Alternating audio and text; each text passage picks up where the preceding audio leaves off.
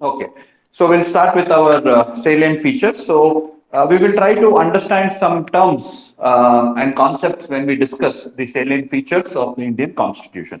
So the first one is that the Indian Constitution is the largest written constitution in the world. Okay, the first. So what is the reason? Why is it such a large constitution? See, in a preliminary examination, they could ask the reason behind it, why is it a large constitution, or the difference between written and unwritten constitution. Why is it large, or why Indian constitution is so vast in nature? So we have seen 400 plus articles are there, okay, 25 parts are there. So we have seen that it is quite a large constitution. See, one of the reason is that it is a detailed speaking document. Okay, it contains the principles of governance. It provides the framework of governance. Okay, it provides almost all necessary information for running the government. Okay, it does not leave anything for the rest. Okay, so it tries to cover everything. So it is a detailed speaking document containing the principles of governance, containing the principles of governance. It also contains the detailed framework of the government. Okay, so therefore it is a large document. Second, it is a single document. It is a single document for both center and state. We don't have separate constitution for the states. Unlike other federal countries like US, okay, which has constitution for the states also. Okay, so in India, it is not the case. We have a single constitution for both the center as well as the states. Then, historically, if you look at the evolution of Indian constitution, it is derived from several sources. Okay, so these have again influenced its size. For example, the Government of India Act 1935, from which Government of India Act 1935, from which we have derived majority of the provisions of the present constitution, itself was a very bulky document. Are you able to understand? So it's a detailed speaking document containing all the principles, framework that is necessary for running the country. Okay, it is a single constitution for both center as well as the state. It is derived from several sources, and at the time it was when the constitution was being framed, the Constituent Assembly, majority of the members were from law background, were lawyers. Okay, and they tend to be more detailed in explaining, or explanations are tend to be detailing, lawyers. Okay, so they don't leave any room for error. They try to cover every aspect, clause after clause after clause. So probably these are the reasons why Indian constitution is so bulky. Okay, geographically, India is a large country having several states. The provisions of the states, the provisions of the center, all of that has been dealt under one single document itself. That is why it is a bulky document. Now let's try to understand the difference between the written constitution and unwritten constitution.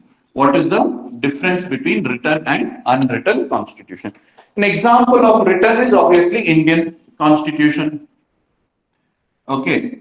Similarly, United States Constitution also is a written constitution.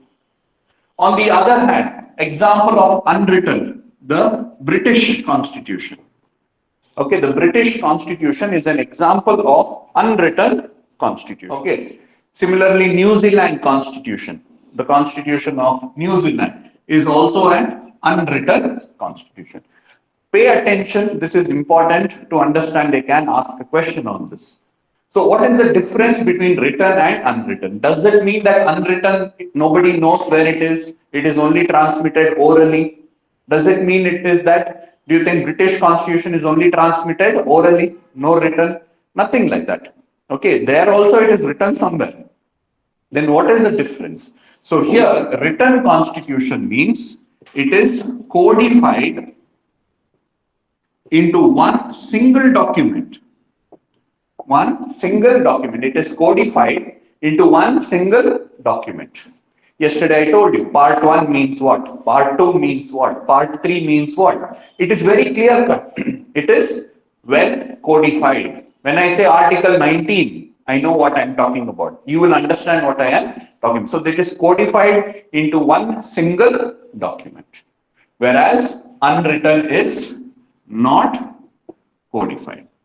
That's all. That is the difference. It is not codified into one single document or one single legal document. Written is enacted constitution. So people come together and frame the constitution on a particular time.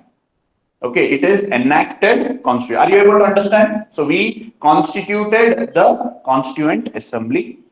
You had members who were partly elected and partly represented by the princely states.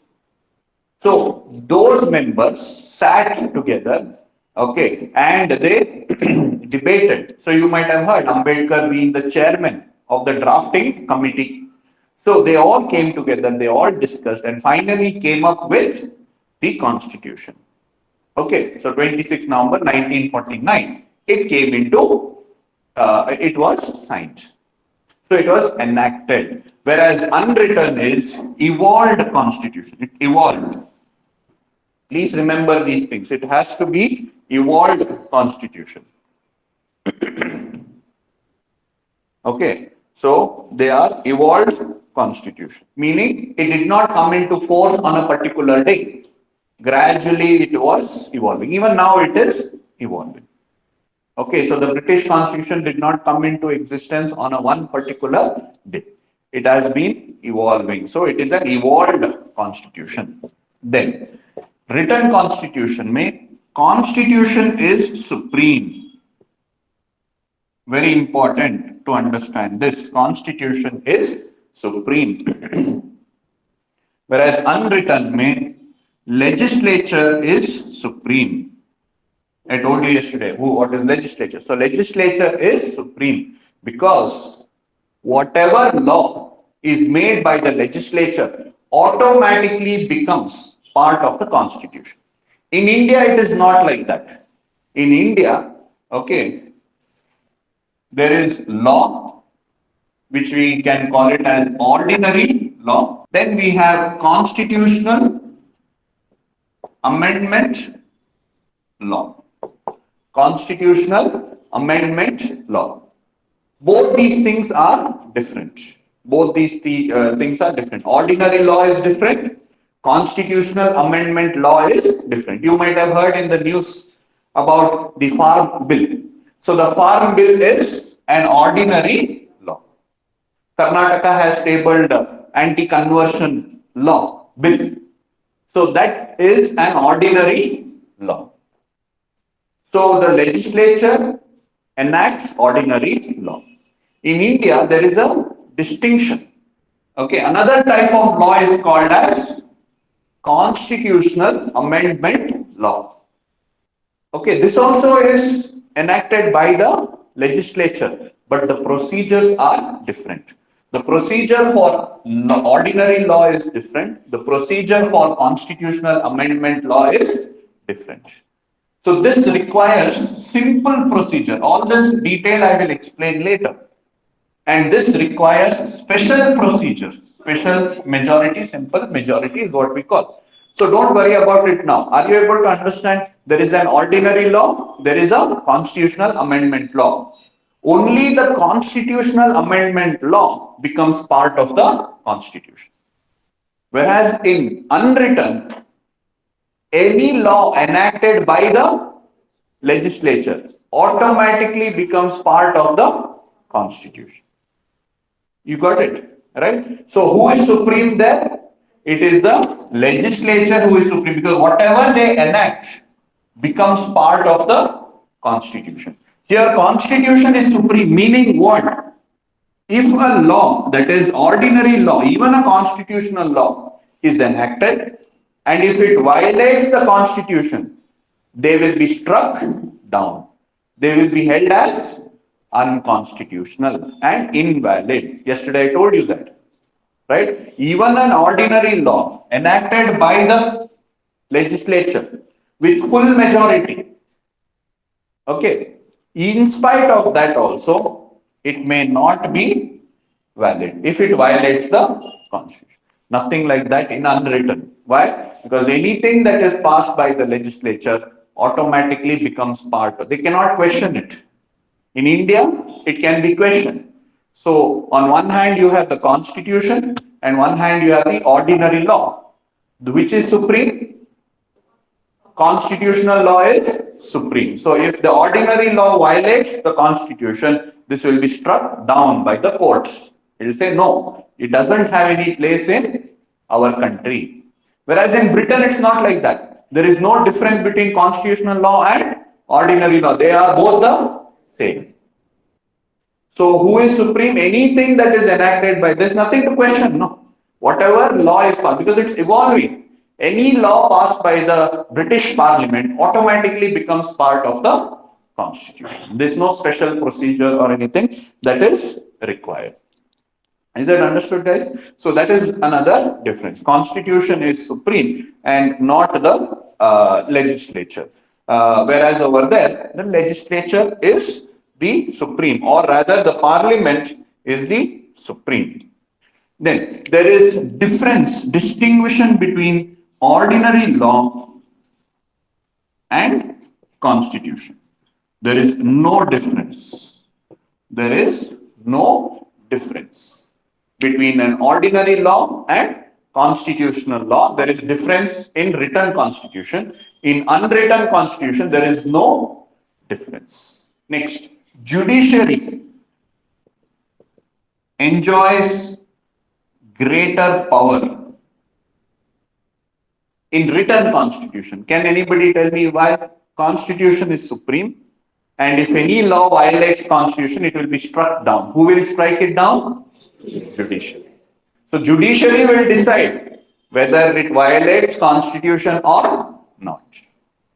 So many laws like this, many constitutional amendments done by the parliament has been struck down.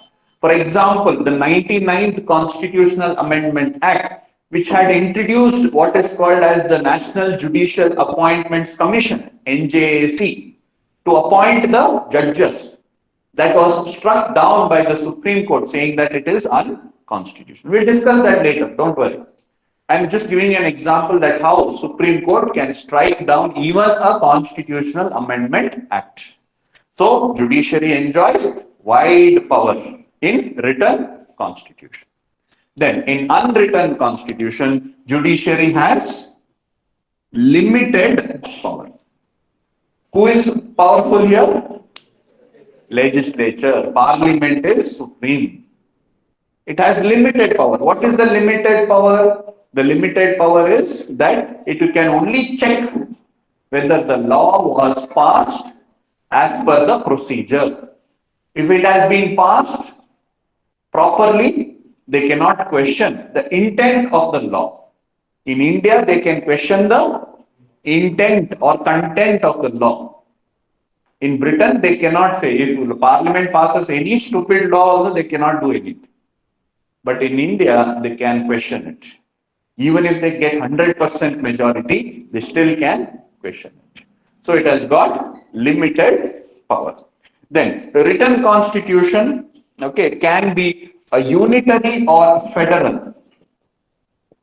Unitary or federal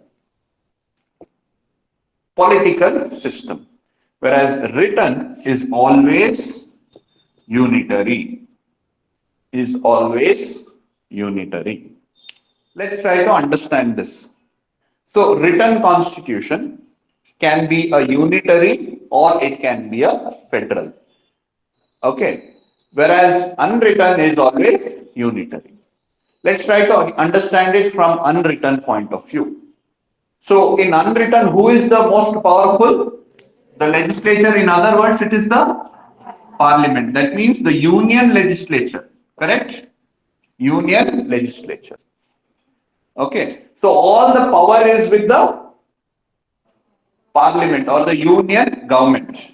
When all the power is with union government, what type of government it is?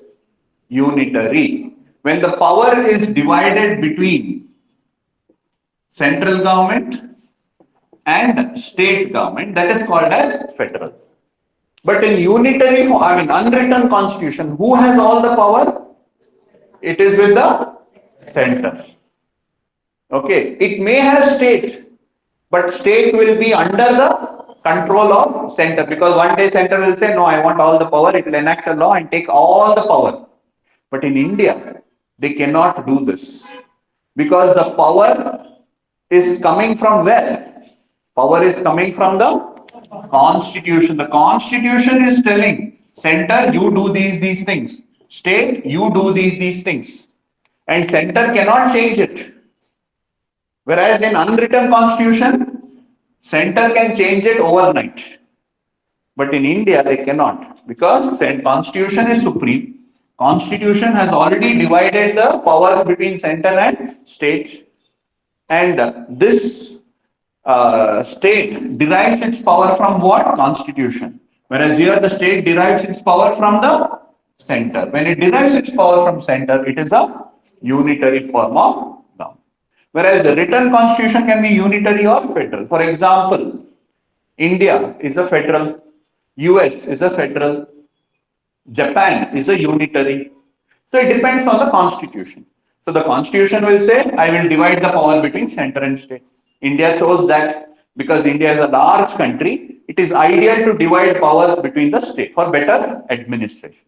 Japan said, no. Their constitution said, no.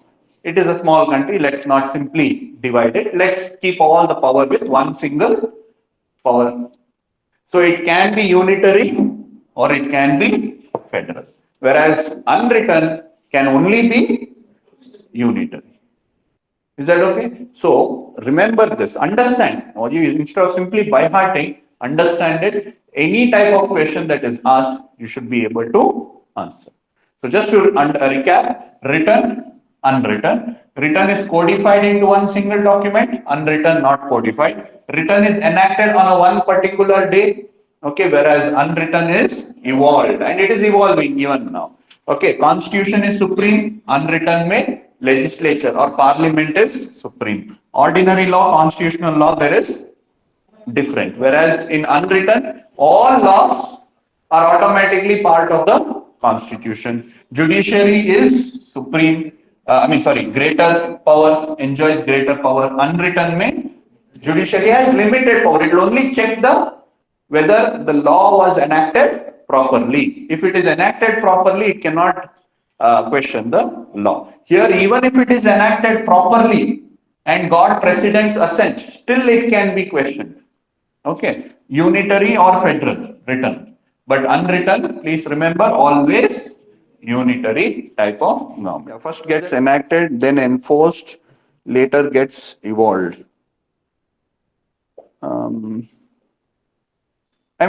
Basically, a law is enacted. As soon as the law gets the assent of the president, it comes into force.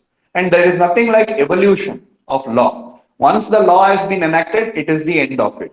It can be changed by once again, passing a bill to amend the law. Okay, it will not evolve on its own. You understood? It can be changed by another amendment bill law. So another law has to be passed to change the law. Okay, to remove the law also another law has to be passed. Is that okay? Like a farm bill, let's say. So farm bill amends APMC Act. So APMC Act is there. So another law is enacted to amend that law. So that's how it evolves. I mean, if you understood what I try to say. Simple procedure for unwritten constitution. Need not. See, just stick to whatever I have explained here. It need not be always differentiated on that. They can. People are not like it, but the constitution is okay. Parliament is okay with it. No, but the parliament is representative of the people, no? So you cannot distinguish it like that. Okay. Say, for example, our farm law. also was enacted by the representative. Some of the people did not like it. Okay, so therefore, in different ways, it was forced on to the government to repeal it. Same thing will happen. There also it's same, here also it is same. The procedure I mean, it is very rarely that it happens that parliament will enact laws which is not in the interest of the people. It will not happen because they represent the people. Okay, and ultimately next day they have to go for elections, and therefore it will be always in the interest of the country, interest in the public. Okay.